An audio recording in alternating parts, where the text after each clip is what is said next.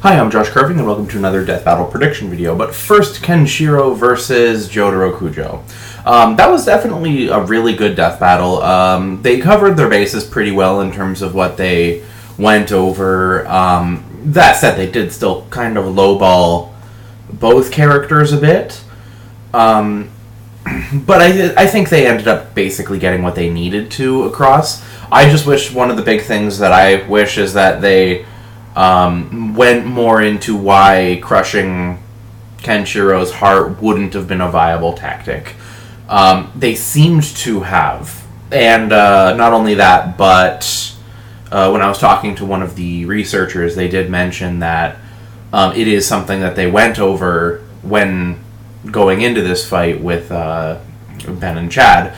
And that there was like a kind of different ending that they were pondering over that featured actually him trying to crush the heart and failing, but they ended up going with the other one for more of a dramatic ending than a more of a comedic one, which was what was the other one. I almost wish they'd gone with the one where he actually did it then, because then we wouldn't have a ton of people in the comments screaming that he should have just crushed the heart. But honestly, the animation was pretty good, if a bit short. Adding Joseph there was a fucking fantastic idea. He was hilarious throughout the entire fight. And I'm glad he was not collateral damage. That would have actually been pretty sad. The hand-drawn elements that they added were pretty damn good. Some of the Kenshiro shots were kind of weird. Like, when he got out, he looked a bit chibi-ish. And when you have Kenshiro being more of a chibi-ish character, that definitely doesn't sit right.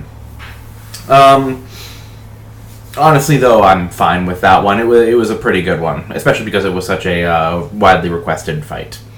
It was just really one-sided. So the next one that we have is Crash versus Spyro. Yet another stomp.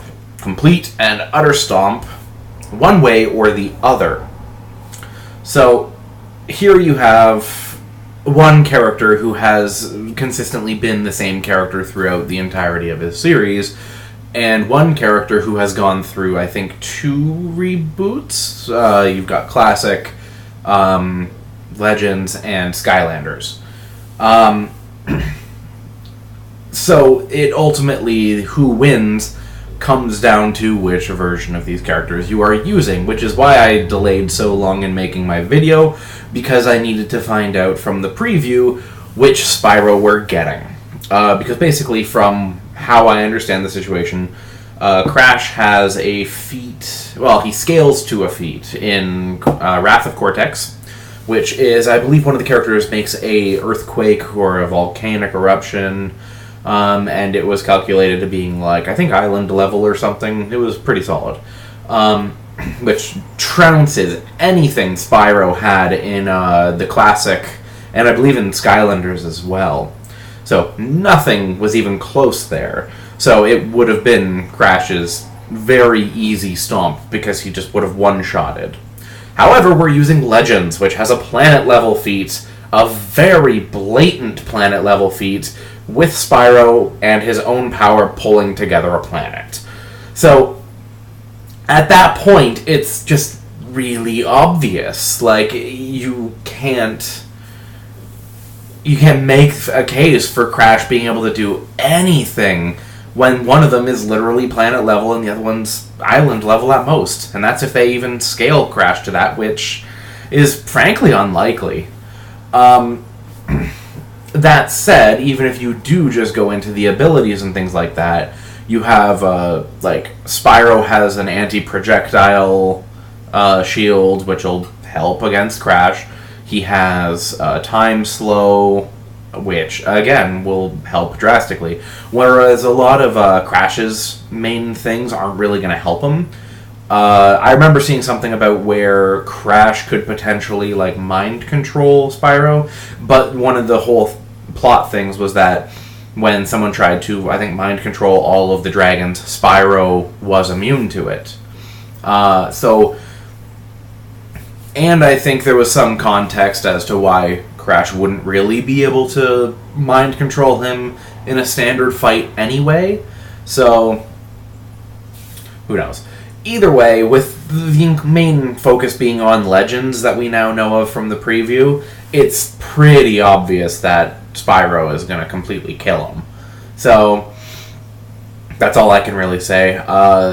From what I've seen of the fight, I believe there was a Twitter clip posted. I was kind of unimpressed.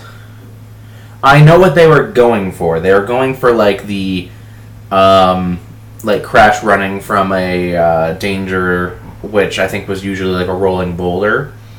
That's like the animation they were using, while Spyro was like gliding behind him shooting fire. But their method for the fire was really off.